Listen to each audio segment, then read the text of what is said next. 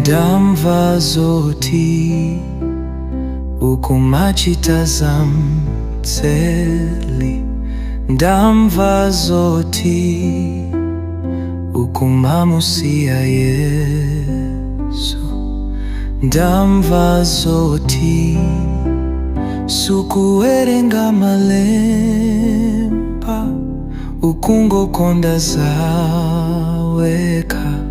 Koma mwaiwe mulikutekera konse, mwaiwe muli mzimu woyera, mwaiwe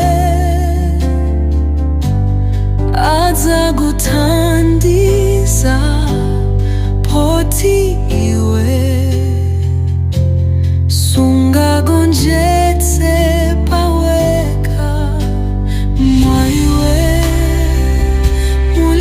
tekera konse, mwaiwe muli mzimu woyera, mwaiwe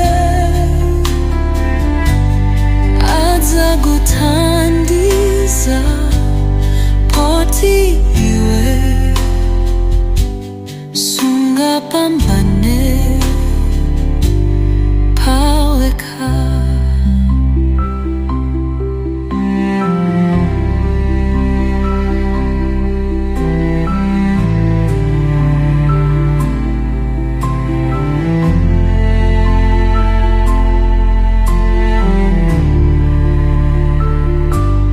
Ndamva zoti ukufuna kusinta mtima wako kumutsatira Yesu.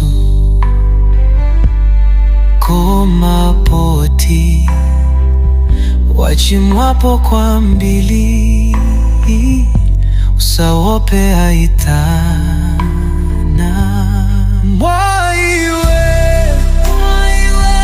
Mulikutekera konse, mwaiwe muli mzimu woyera, mwaiwe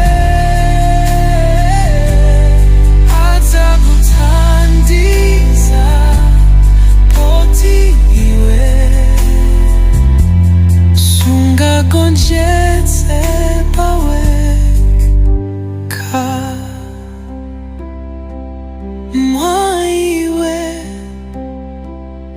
mulikutekera konse, mwaiwe muli mzimu woyera, mwaiwe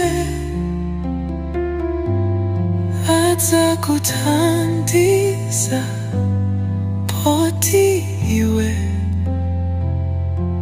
sungapambane